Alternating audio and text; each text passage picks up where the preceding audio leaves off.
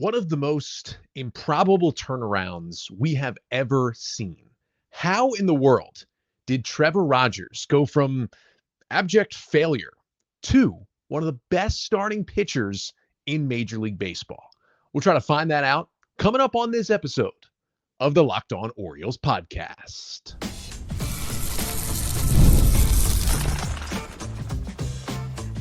You are Locked On Orioles, your daily Baltimore Orioles podcast. Part of the Locked On Podcast Network, your team every day.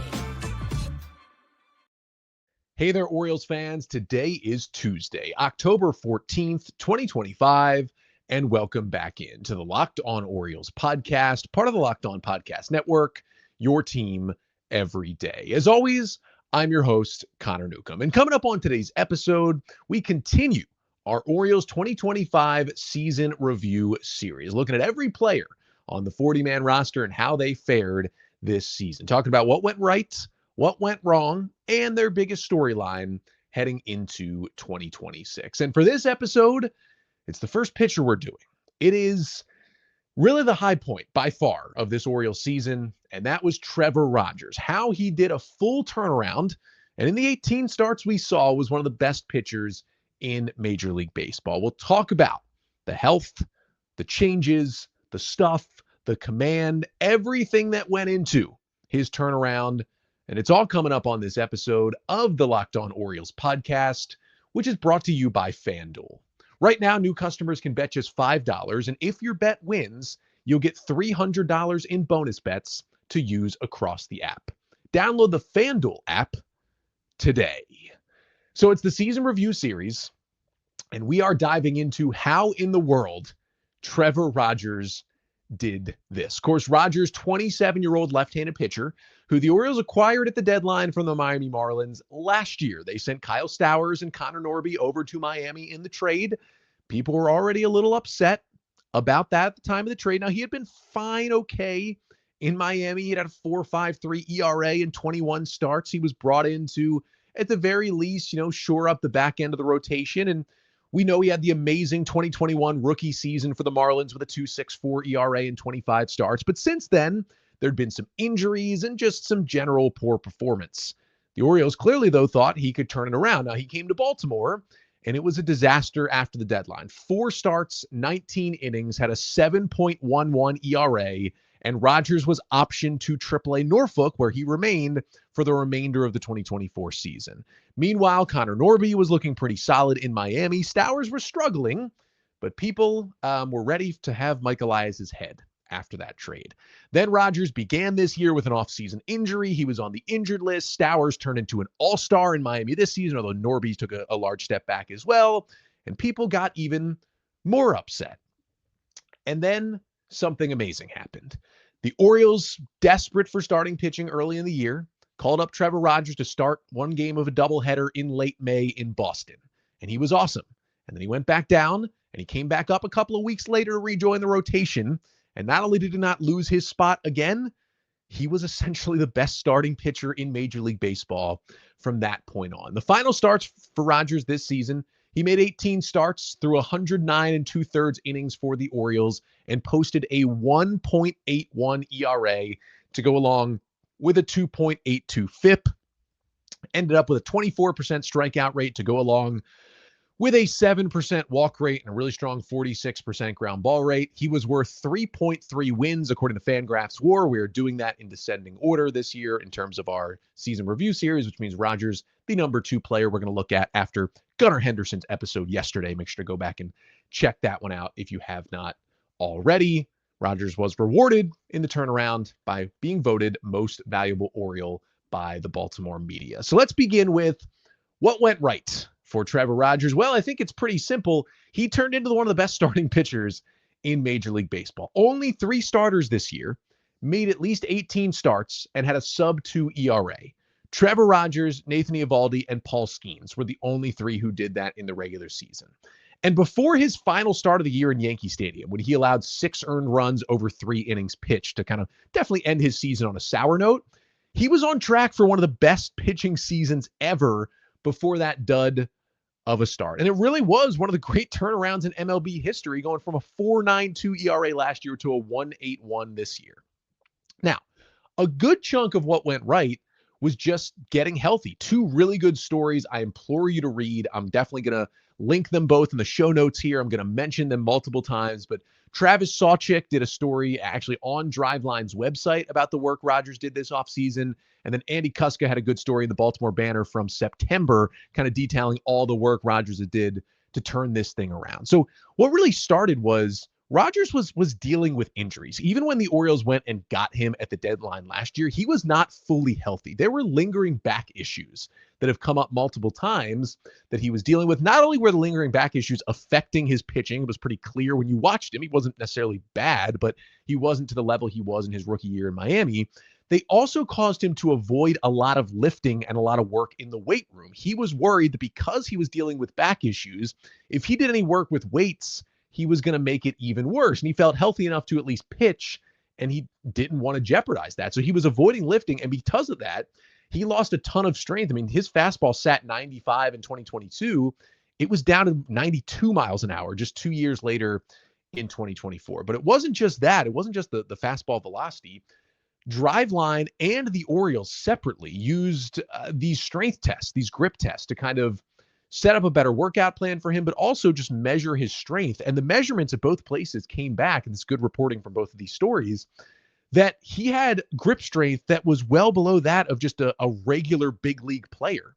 It was, ones they would find in like a high schooler maybe, or a college player. He was not okay physicality wise. They, at Driveline, they did a lot of motion capture and more strength tests. They wanted to set up a better workout plan for Rogers that allowed him to regain his strength, actually get him back into the weight room, show him that, yeah, even if your back is bothering you a little bit, let's address that. That wasn't Driveline stuff. That was more Orioles medical staff stuff addressing that. But then also take a look at how you can still regain strength even if that back is bothering you. And that worked out. They also got his arm angle back up. He felt it had dropped too much last year because of this. And it was mentally getting healthy as well. He, according to the stories, questioned multiple times with his wife this past offseason. Was baseball really for him? Because it was such a failure coming over to Baltimore, and, adding journaling, listening to mental health podcasts, he was questioning his want, and those things helped him get back on track. Again, I definitely read the stories by Travis at Driveline, by Andy at the Baltimore Banner to really fully dive in to that part of the turnaround. But it's amazing what some of these just like doing that strength test can do and be like, look, you are not utilizing anything that you could with your body and your abilities. And he had to kind of reset himself as if he were a rookie again. And he was able to do that. Now, there were changes in the stuff and the mix as well. Adding his sweeper really helped. It was a new pitch this year. Now, he only threw it 7% of the time. So it's not like he brought in the sweeper and it was immediately his number one pitch. But when he tossed it in there, opponents hit just 0.65 with a 38% swing and miss rate against that sweeper. That's pretty good. The work at Driveline kind of showed that they felt, and the Orioles agreed, he needed a bigger breaking ball shape. He had that kind of smaller gyro slider that he was throwing, but it didn't break enough. It didn't help him enough against left-handed hitters. He needed something better against lefties. But what is interesting when you look at kind of the movement profile of his sweeper has 7 inches fewer horizontal movement, that is that strictly left to right movement for a left-handed pitcher, than a usual sweeper would for a pitcher with a comparable release point and comparable velocity that Trevor Rogers throws at. So essentially, it's a unique sweeper, but not in that it moves a lot more. It's almost in that it moves a lot less. And if you're watching here on the Locked On Orioles YouTube page, this is the 2025 pitch movement profile for Trevor Rogers via Baseball Savant and StatCast. And you can see kind of the 5 pitches there, the 4-seamer, changeup, sinker, slider, and sweeper. And you see the kind of darker colored dots. Those are the general pitches Rogers was actually throwing this year and where they fell on the movement profile. And then you see those kind of shaded circles. That's the average movement profile for pitches around Major League Baseball based on where Rogers kind of throws the ball from and his velocity. So you see his 4-seamer, it's pretty online. His sinker, it moves a little more towards first base, has a little more tail. His changeup has a little more drop than the average one. All these are things that make good. His slider is pretty similar to sliders from that slot. But then look at the sweeper. there's not a single pitch he threw that's even close to that circle of the general sweepers that are thrown from his arm slot and his velocity. It's staying on plane a lot longer, meaning it's not dropping. And it's just not sweeping as much. So the velo down from the slider, different break from the slider, but it also, guys expect it to sweep more and it doesn't. And that gets in their heads as well and allows it to be effective in kind of a different way. Sometimes being unique is the most important thing. And that is what Rogers was able to add with that sweeper. Now, also getting the strength back, as I mentioned, did allow him to get his velocity back. And that's an important part of this too. His four-seamer velo went up from 92 to 93. So it's not back to the 95 we saw, but certainly took a step forward. And the effectiveness of the four-seamer was night and day. StatCast has a run value metric that they put on each pitch that a pitcher throws. 0 is league average. How many runs are you helping your team or hurting your team with? It's positive is good. His four-seam fastball was at a -1 run value last year. That's not good. He was up to a +16 run value on the four-seamer this year. That was one of the best four-seamers in baseball, tied with the run value for a four-seamer of Cade Smith, the fire-breathing Guardians reliever who became their closer when Clase got suspended, who has one of the best rising fastballs in Major League Baseball and throws 98. And Trevor Rogers at 93 had the same run value. That's how good his fastball is. Now, nothing changed a lot about the shape or the movement of that four-seam fastball, but the velo went up and the command got so much better. And sometimes that's all you really need. It wasn't just command of the four-seamer. It was elite command of everything, but really with both fastballs, the four-seamer and the sinker, which he threw less and is not as good of a pitch, gets hit harder than the four-seamer does, he was able to throw them for strikes whenever he wanted. He could get ahead, he could hit the corners, and that's really the biggest part here. Like, him just getting ahead on batters is what I feel like changed everything. I mean, he had a 66% first pitch strike rate this year. That is by far the highest of his career since he debuted with the Marlins back in 2020. If you, to 2/3 of batters, are getting ahead 0-1, no matter what your stuff is, you're going to have a good time. And when you're throwing the ball as well as Rogers is, you're going to have a really, really good time. And that's the thing. He just located so much better with everything, including the changeup. That changeup was his bread and butter pitch in that awesome rookie season in 2021, but opponents had started to get on it. They hit 293 and 320 against that changeup the last couple of years. The command of that pitch was all over the place. It was usually a ball below the knees, or it was way up in the middle of the zone. This year, every time he faced a right-handed hitter, he was basically going to that changeup and was able to dot it on the corner down and away. I got some more charts to show you if you're watching here on the Locked On Orioles YouTube channel. First, this is kind of the pitch plots for Rogers pitches from the 2024 season. So this is from last year. This is the four-seamer, the sinker, and the changeup. Specifically, look at the changeup. Most of them are below the knees for a ball, and even when they're not, they're in the middle part of the plate. They're still mostly down, which is where you want to throw it, but they're in the middle part of the plate. Much easier for a right-handed hitter to hit that pitch, even if it's tailing away from him, if it's tailing away to the middle of the plate instead of tailing away to the outside corner or off the plate. Now, this is the 2025 version of the four-seamer and the changeup. Still the four-seamer kind of up in the zone, playing well, but look at how consistent he was with the changeup. It's not spread out across all of the bottom part of the strike zone. Look how pinpoint it is, basically down and away to righties almost every time he's throwing. Here's a quick switch over to look at the difference again. Changeup to your right there, again, kind of spread out all across the bottom part of the zone, below the zone. Pinpoint. And a similar amount of changeups that he threw, just pinpoint down and away. He basically knew where he could throw that changeup to every single time, and it was virtually unhittable for those right-handed batters to get to, and they had no shot. And the command, it was so good of all 5 pitches. He threw all 5, whether it was left-handed hitters or right-handed hitters in the box. He would mix them up.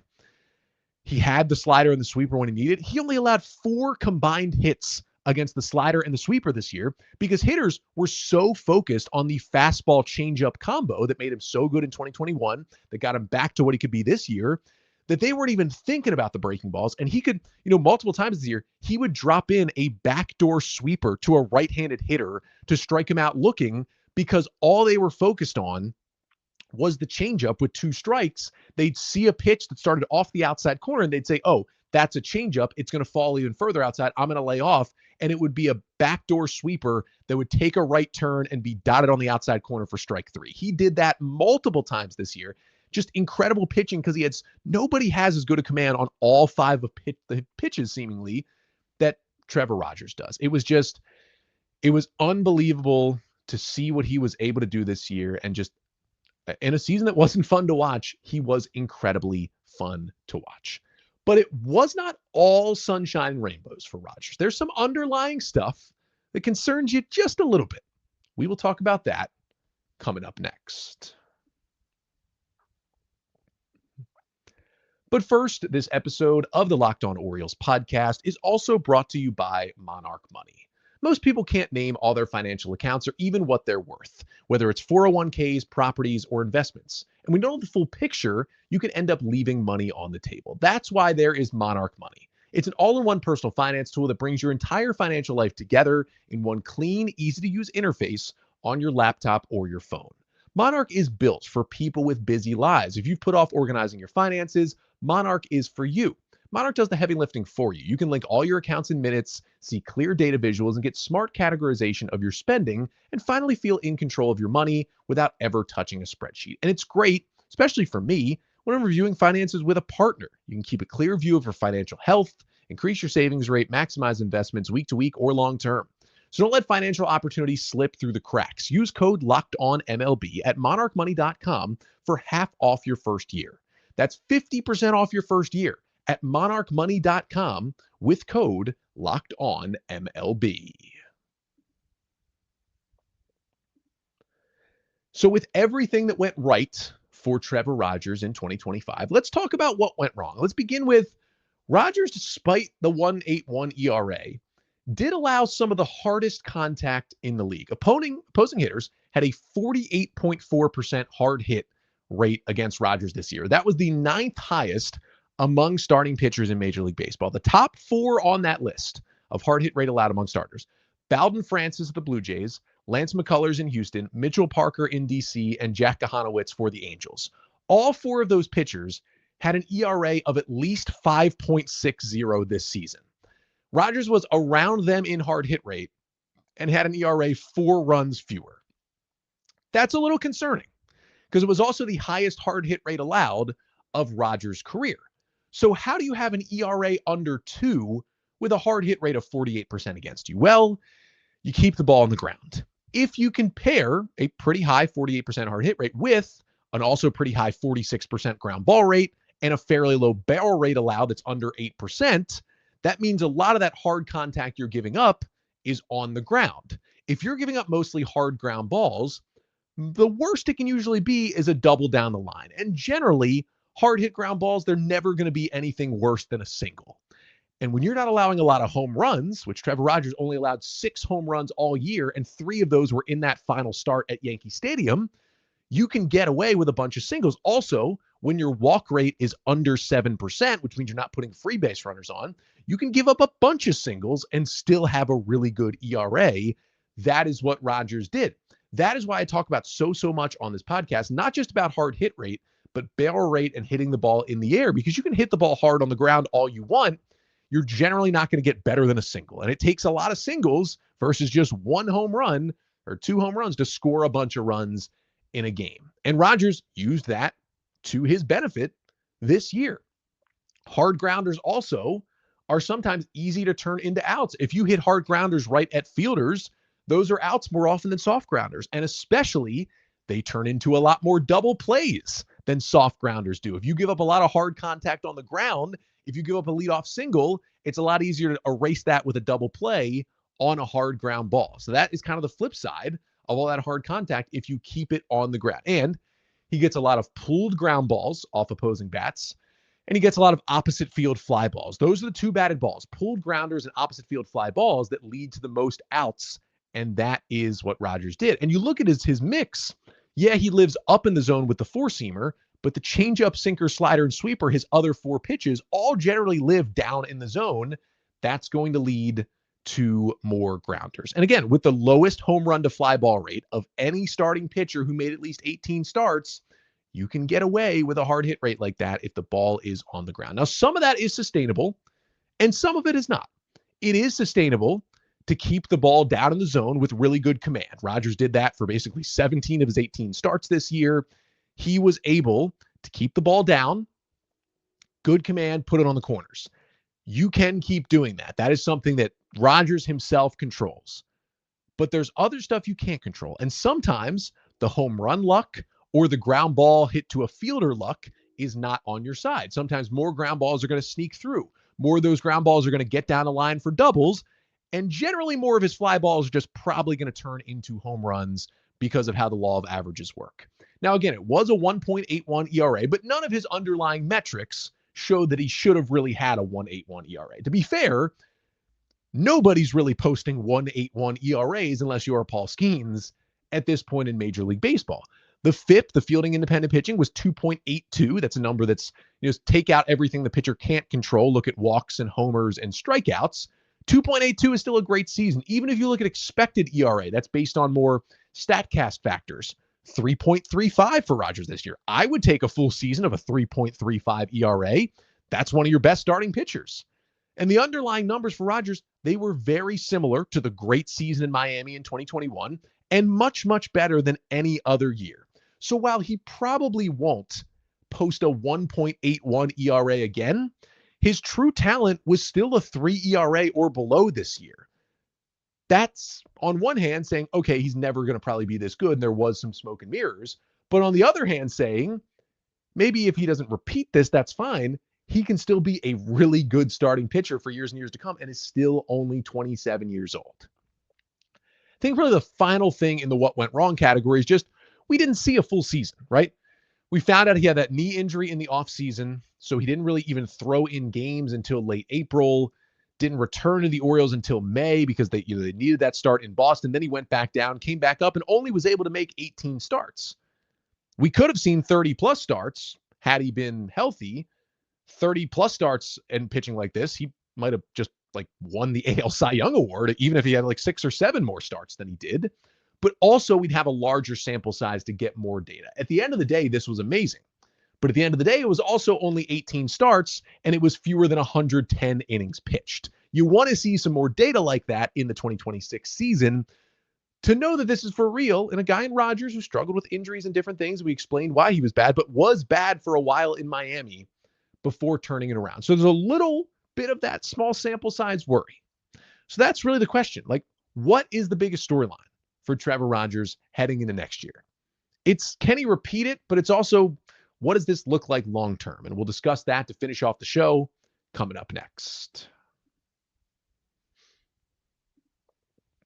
But first, this episode of the Locked On Orioles podcast is also brought to you by FanDuel. The NFL season is here, and FanDuel has an offer you don't want to miss. Right now, new customers can bet just $5 and get $300 in bonus bets if you win. That's right, just pick a bet, put down $5, and if it hits, you'll unlock $300 in bonus bets to use across the app. And FanDuel's great because it gives you so many ways to play. Parlays, player props, you can even follow live lines during games. It makes watching football even more exciting when you got a little something riding on the action. So whether you're a casual fan or love diving into the stats, or you just want to avoid the Ravens at all costs and watch other games, FanDuel makes the game day experience so much better. So what are you waiting for? Visit FanDuel.com to download the FanDuel app today and get started. So after the amazing, incredible, unbelievable 2025 Trevor Rogers season in Baltimore, we turn to his biggest storylines heading into the offseason and heading into 2026. Kind of starting with, to what degree can Trevor Rogers really repeat this? As I talked about, I think we all understand.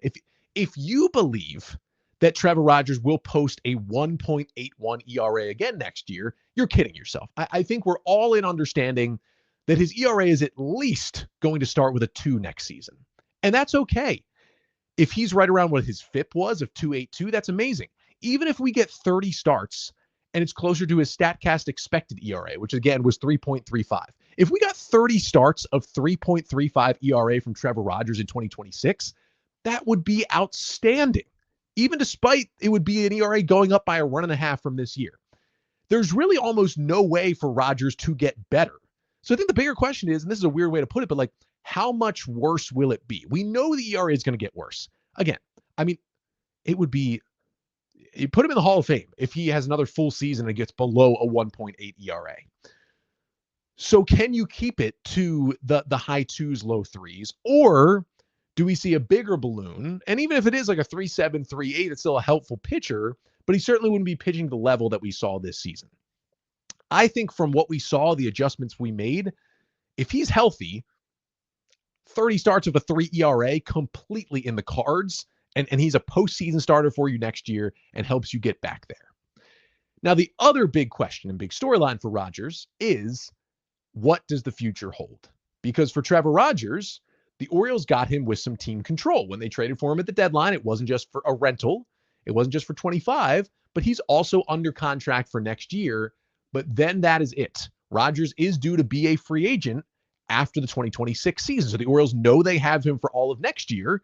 And then it's a question.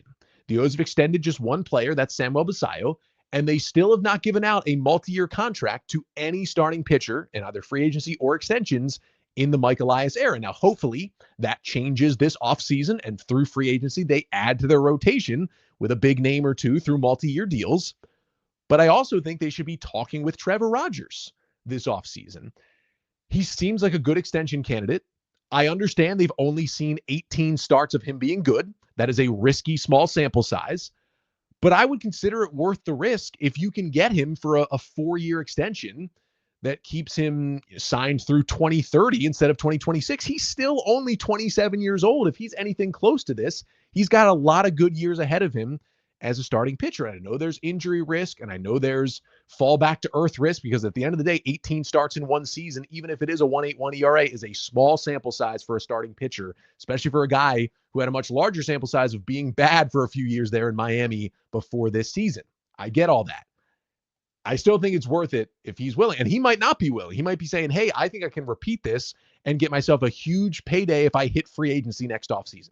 Totally understandable. On the flip side, he seems to be very appreciative of how the Orioles helped him turn his entire career around. And maybe that makes it easier to get an extension done on a little bit of a discounted rate to get that multiple year security and keep him in Baltimore. That would be a huge move for David Rubenstein and Mike Elias to put together this offseason, even with the risks that it'll come with. That's the big question. We shall see. It wouldn't be shocking if we get to opening day and he's still not under contract beyond 2026, but they should still be working to do that. And he was a really important part of this team this year. And the hope is that, again, he's not going to post a 1.81 ERA. It's just not going to happen. But again, if he can make 30 starts, stay healthy, ERA around 3, that puts this Orioles team in such a better spot rotation-wise next year than they were this year. And you have to clap it up for Trevor Rogers. In a season full of disappointments and just making it hard to watch this team, it was exciting every 5 days when Rogers would take the mound for the Orioles this year. Some of the only excitement they had, especially in those final 2 months after they sold off the team at the trade deadline. Let's get him in. Let's hope that, here's the other thing. Let's hope that he's the number 3 starter going into next season. Let's hope it's Kyle Bradish, big free agent acquisition, Rogers starts game 3. If he's starting game 3 next year, the Orioles rotation is certainly going to be in a good spot. And that is all thanks to the work of Driveline, the work of the Orioles, and most importantly, the work of Trevor Rogers himself. It cannot be overstated, one of the most unbelievable turnarounds we have seen. And hopefully, it will continue. That'll do it for today's episode. Thank you so much for tuning in. Unless we get more Orioles news, going to be back to the season review series, continuing to go down the WAR ladder from this season. We will move on to another pitcher who, a little more sneaky, but had a good season. Dean Kramer, after April, was pretty great for the Orioles. We'll recap his year coming up on tomorrow's episode. But until then, I'm Connor Newcomb, and this has been the Locked On Orioles podcast, part of the Locked On Podcast Network. Your team every day.